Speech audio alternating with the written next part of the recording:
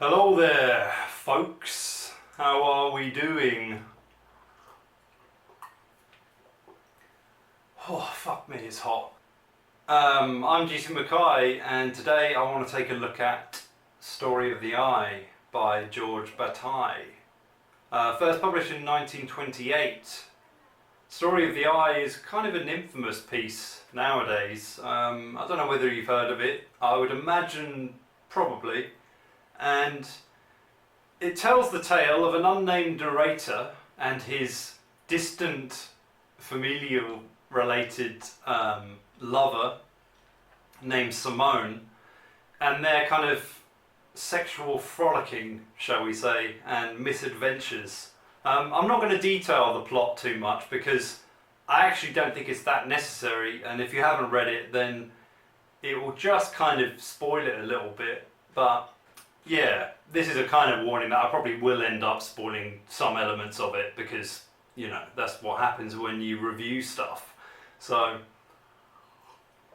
if my voice sounds a bit weird, it's because I've been sick since doing the last review of The Blind Owl, which I mildly suspect might have been because of the book actually still being within my system and making me fucking ill. Either that or it was a mild form of food poisoning. I'm better now, but the aftermath effects always seem to affect things like the head or the throat, so my voice might sound a bit stretched, so for that I can only apologise. Where to begin with Story of the Eye? It's not an easy one to kind of look at in some regards. I went into it blind initially. I knew very little about it, apart from, I think, hearing it referenced in a song lyric and learning that Bjork was quite inspired by it during her video of Venus as a Boy, I think. And that's pretty much it. Although, you know, some books kind of waver on the outside of your kind of knowledge that you kind of hear of, but you don't ever really hear much about. So, although I did know it contained some sexual element to it, I wasn't quite prepared for in what manner it was going to be delivered. And in a way, I do think that's probably the best way to approach any work anyway. But with this especially, it is quite an experience to not have a clue what's going to happen in it and then be like, what the actual fuck is this? Because during the first reading, I was kind of, I found it difficult not to just think, this is just smut, right? This is literal like porn. Is there anything else this is saying?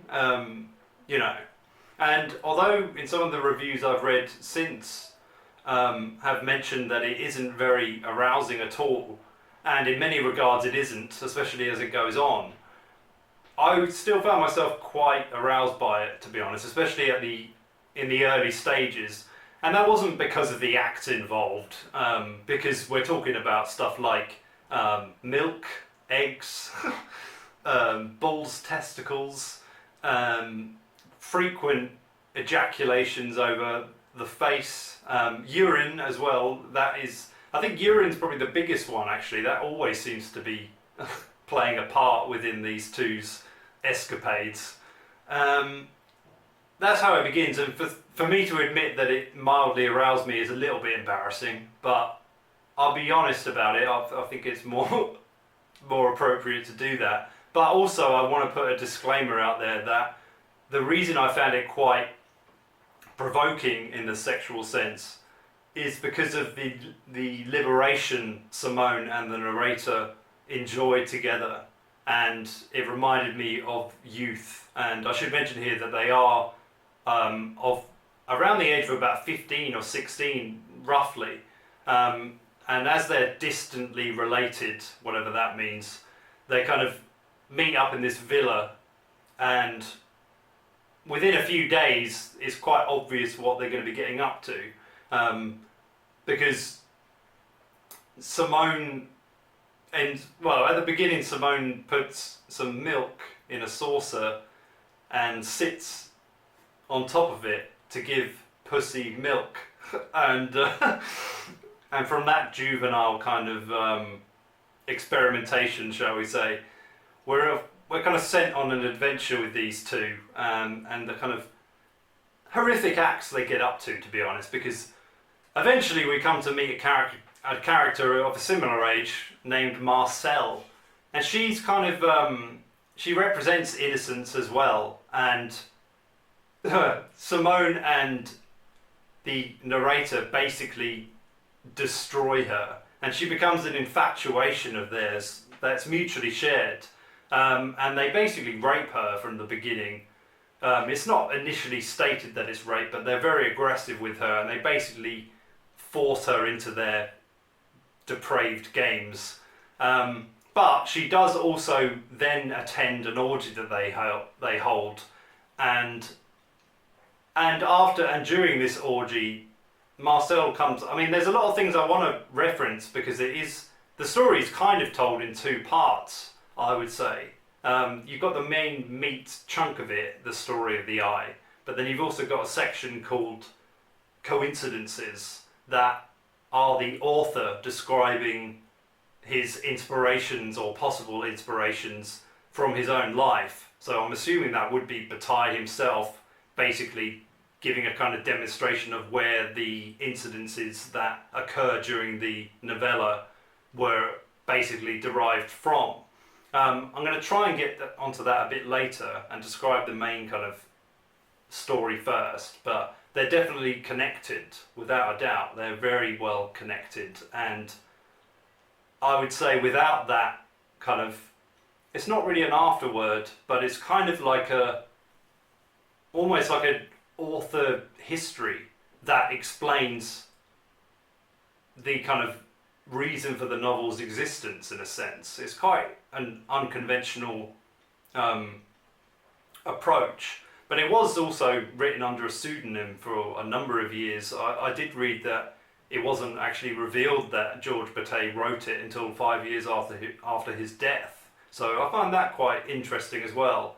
I forget the name of it now, but it's some count of something. It's quite a weird pseudonym, a very obvious one, I suppose, as well. And I suppose if I wanted to get onto kind of the themes within it, or what it's actually trying to say, because in between the kind of debauched antics they get up to, the male narrator actually describes things in philosophical kind of musings in a very beautiful way. But although he does often compare it to kind of sperm and things of that nature, it's because there is an interconnectedness between everything that's going on within it. And the objects that Simone finds intriguing are all definitely connected with life itself. And like the quote I kind of included at the beginning, life is a paradox and it is a lie, basically. And for me to even say that life is a lie is to contradict myself. So essentially, life is one massive contradiction. And that seems to play out throughout the whole novel, to be honest. And it does it in a very poignant way, I would say, in a very powerful way. And its transgressive elements are imperative for that to be expressed, I suppose. I don't think there's anything else I'd really want to mention around this. I mean, it does, as I said before, it gets progressively worse and worse and worse what they actually end up getting up to and doing to each other. But I think it's also interesting to note that this sexual exploration doesn't really actually involve conventional sex at all. Simone remains a vaginal virgin throughout most of the novel, at least until the final second third, roughly, I would say, perhaps the middle. I'm not sure exactly when, but yeah, she basically reserves her kind of purity, if you will, in an ironically kind of conventional way, because she doesn't want to engage in normal adult kind of copulation, which is quite telling. And what I think Bataille does really well in achieving that is using two teenagers who are rebelling against the kind of conventions that society and their parents and adults around them have put upon them, and their rebellion by using urine and ejaculating over each other's faces quite often. I mean, for nowadays standards, it probably wouldn't even shock that much, but to think it was written in the late 20s, it's quite subversive in itself, I would say. And so we get to bigger and bigger limitations as it goes on, and the two main protagonists really do push I mean, it is also told through the perspective of the male protagonist as well, I should probably mention. And I think that probably does play some relevance into the whole male fantasy of it, because Simone does represent a true male fantasy. You know, she's someone who has no boundaries whatsoever, and she wants to play around and frolic with you constantly. And she doesn't... But what makes it funny to read as well at times is just how ludicrous some of the events transpire, I suppose. There does seem to be slightly convenient plot points at times where they need to get out, and then they suddenly know someone who can get them out, and he happens to be rich. So they end up going to Spain eventually at some point after an incident that they need to escape from, and where Simone finally loses her virginity, again in not a very conventional way, in a way that is basically connected to life and death, because that is another thing that Bataille demonstrates throughout the philosophical texts or musings throughout the piece. He is basically making a big connection between the fact that every desire, every sexual impulse, every orgasm is very closely linked to death. Like the French have the quote of, or the saying, la petite mort, the little death, to describe an orgasm. I do think that plays a big role within it, and how it doesn't matter how much we desire things and how much we want them, and how much we strive for them or even act to get them. Every kind of achievement, especially in the sexual sense of the kind of ultimate orgasm, will always leave us plummeting back down to despair. And I do think this is especially true for men. So I will speak for men in this regard, because after many an orgasm, there is an element of depression that seems to set in, and existential kind of angst and dread even, that obviously I do think is connected to death. And I do think La Petite Moi is a beautiful kind of metaphor for the orgasm in a sense, because it does feel like part of yourself has been dissipated in a sense, and there is an element of disappointment with that, or at least of loss that comes with that, I would say, of the self, of the kind of whole idea of what desire really is, and how it doesn't matter how much we hope for the ultimate kind of pleasure, it's always out of reach. And that is beautifully demonstrated within one of the passages. And it's got quite a grim pessimism to it a lot of the time as well, despite the kind of sexual nature of it, which I won't get onto too much, because although it is throughout the whole piece, I mean, it is basically one debauched act to the next, and the kind of horrific consequences that occur because of them, they do have other meaning, and I think that's what makes the piece so poignant. In the second section, when the author starts to describe his childhood, he mentions that his father had syphilis, and that it had basically rendered him an invalid that couldn't even urinate by himself, and who needed to just go whenever he could, so he actually had something attached to his hip or whatever, and he just pissed himself. And during those moments, the author, or the author as a child, would see him kind of looking up, and due to the kind of glazing of whiteness over his eye because of the disease as well, that would resemble an egg which also is told throughout the story as well, which maybe I should have mentioned already, but yeah. Simone has an infatuation with eggs that she quite often inserts into her vagina or anus, and you kind of wonder what the fuck that is all about, especially during a first read. It's like you can't really see the connection, but then when you really start to look at everything that she's kind of allured by, it's all connected with these kind of ovular shapes that are similar to the eye. And again, if life is this inherent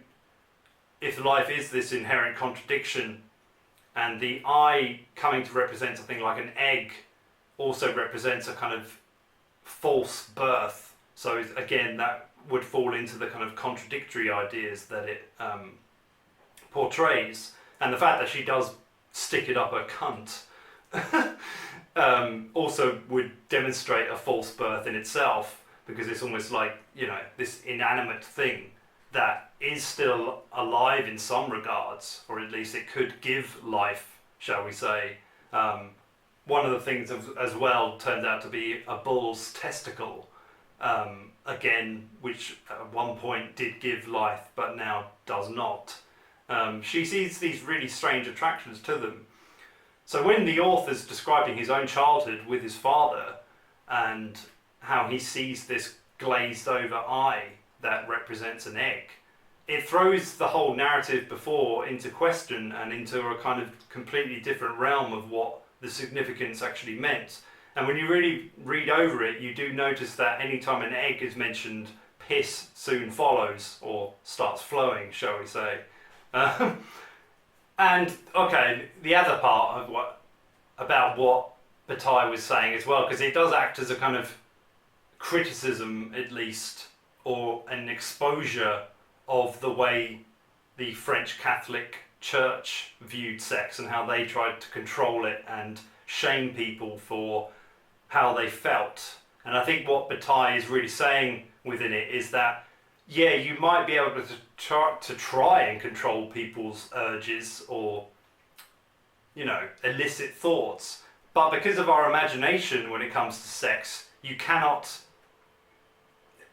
control it. You can't. It's impossible. And I think that is what, again, another point he was making throughout it, is that you cannot control the human mind, especially in regards to sex. And the reason for these kind of debauched and depraved thoughts are not because someone gave us the idea, it's because the ideas conjure up from themselves. And why that is, who knows, but it's just a part of the human condition. And I think having them explore the most depraved and arguably demented acts imaginable throughout the whole piece is a beautiful kind of criticism, but also a demonstration of the falsity of what they are trying to project, I would say. So yeah, within it you've got sexual exploration of a very debauched nature, the dangers of pursuing a kind of unlimited world of sexual expression, I would say. And that I don't think Bataille was actually supporting doing this at all. I think he demonstrates quite well how it can be quite ruinous of people's lives and of their mental capacities in general. But I think he also, mixing that with the kind of religious ideas behind it, also demonstrates the fact that the church uses sex as a way to control people when sex already lives in the imagination of people regardless. So it's like, and I do think that's what religions have done throughout history quite a lot. I think they cottoned on to the fact that people are quite depraved and sin is part of our nature, but only in thought. I don't think we all necessarily carry out these acts, although some healthy experimentation is the only way of finding out what your own limitation is. So I would say, do your own thing with it. Explore. If you think you need to do something, then do it. Not, I would say, if it's at the cost of another person's freedom. That's where the limit should be. It's not for Simone and the narrator. They don't give a shit about the ramifications of the people they involve. But I think that's where a normal, rational person would see the limitation of what they want to do. If that involves someone else's displeasure, for instance, then that should be where you draw the line. Maybe that's easier said than done, I don't know, but yeah, that's it for me. And it does, if you push it too much, you do go a bit crazy. I say that from experience as well, trust me. Yeah, which is demonstrated in Fubar, I would say. It's a kind of an account of my own experiences with this kind of idea. I mean, my own stuff isn't as depraved as this, but there's moments where it does touch upon similar kind of themes and elements. But yeah, it's got so many multiple layers throughout that to judge it even after a second viewing feels a little bit getting ahead of myself, shall we say. I think it's something I'm without a doubt going to re-explore, because it's a very short read for one, so I would say during the second read to really take your time and to take it in, and you'll be able to ignore the actual content of it a lot easier, because it's not as shocking and subversive and perhaps offensive to you when you're first reading it, because it is quite reading about fucking, ovular objects and their connection to the eye and how that is connected to sex and the existence of life itself is quite bizarre when you're first reading it, and it's kind of, the messages can easily get lost, I would say, because of the debauchery that is depicted. And I do think that's very true of a lot of pieces. It's very easy to see the kind of, the disgusting tree before the kind of beautiful forest, shall we say, to mix up a metaphor a little bit there. But it's definitely an experience when you first read it, but it's a better one afterwards, and it's more perplexing, and it's even more thought-provoking, and it's basically about trying to strive for a feeling that we each have in this life, I would say, but it feels impossible to describe, and perhaps that's what life is, that contradiction, that paradox of feeling that we kind of have. And with it being a transgressive piece, which it thoroughly is, there is I'm not sure I mentioned this in the What is Transgressive Fiction video, but there is an element of transgressive authors using the body and their protagonists being obsessed with the experience of the body and what that does as a learning kind of curve as well, of you can't really know yourself until you really feel it within your bones and how it actually settles within your own vessel.